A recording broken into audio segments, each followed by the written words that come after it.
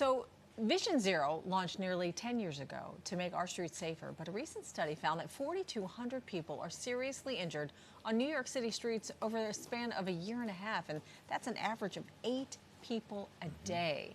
So far, there have been 170 traffic deaths in 2023.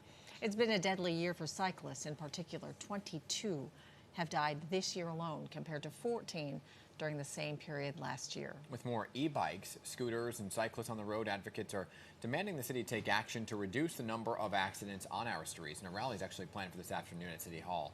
But before heading to that rally, Danny Harris, the Executive Director of Transportation Alternatives, joining us this morning with more insight into the data on accidents all across the 5 boroughs. So, Mr. Harris, good to have you here this morning. Good morning. When you look at the numbers, right, is the city outpacing previous years when it comes to the number of traffic deaths in particular from 2022?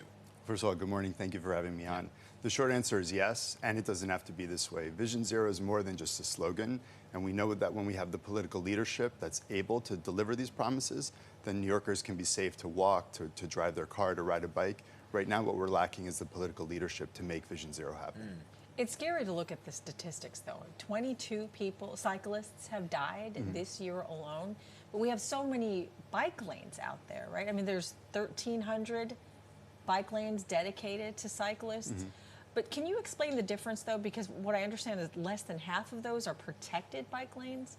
So what is the difference between those that are protected and those that are not? Well, quite simply, the difference is between whether you're safe to ride, whether I'm riding with my children or you might be riding to work, or you're not safe.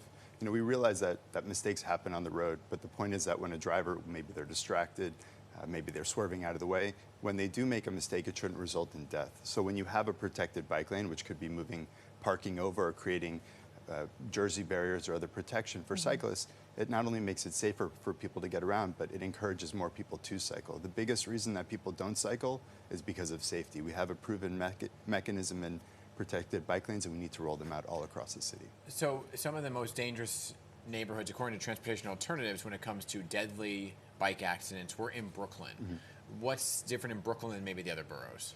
Well, we see this as a trend all across the city, but particularly in Brooklyn, what we see is the intersection where more people are accepting the invitation to ride a bike, and they're doing so in areas that may have previously been industrial areas or where there are more trucks that are driving around. So a good example might be on McGinnis Boulevard, where we've had a long record of crashes taking place, and now the mayor is actually withholding safe streets improvements from this critical corridor. Is the city basically saying they don't have the funding to make those lanes protected?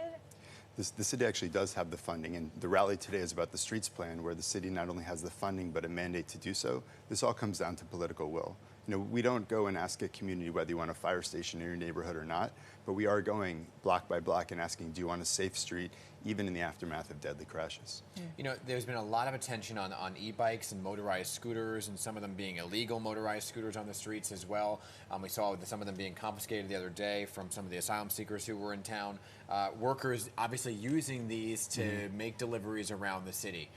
Is that contributing to an uptick in accidents or fatalities and injury? Well, beyond question, the vast majority of all crashes that are taking place are the result of people being injured by large vehicles, especially the fact that we have a growing amount of SUVs and light trucks in this town.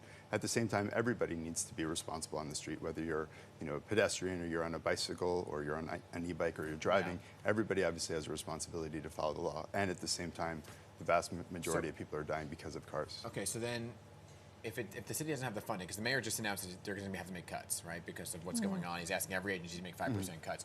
Do you think, when you're talking about large vehicles and SUVs, that congestion pricing will help? Congestion pricing will help because overnight what we'll have is a change to the landscape of what New York looks like.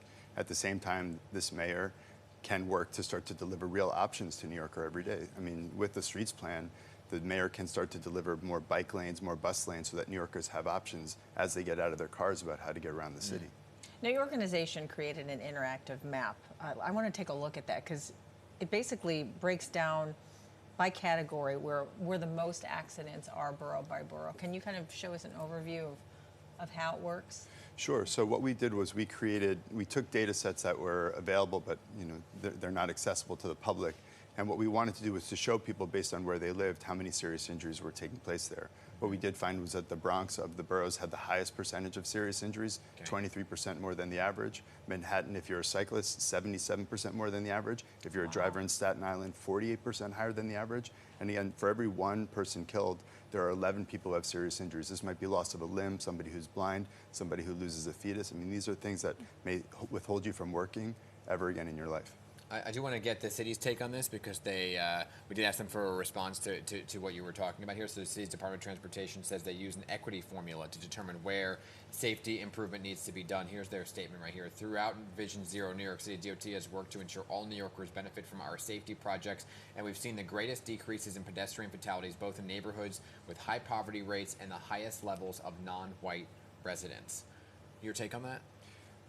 We look at the data. So the city is falling behind on the streets plan, and what we found with serious injuries and also fatalities is that the vast majorities of these are happening in the poorest neighborhoods and the neighborhoods with the highest levels of non-white populations. So again, we have So you disagree with that statement? I would agree that they have a formula, okay. and I would agree that they're rolling it out. It also comes down to political will. Again, when going back to fire stations, I mean, we shouldn't be making a decision block by block of where these projects go.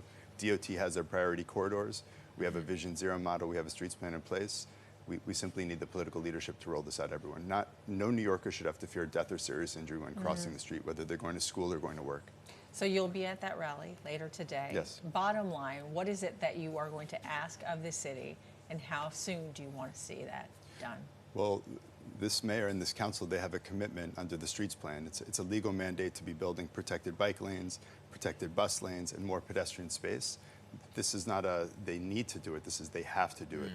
The mayor had put $904 million towards this, and there's a mandate every year that currently the city's falling behind on. So they need to catch up and meet that mandate and exceed it.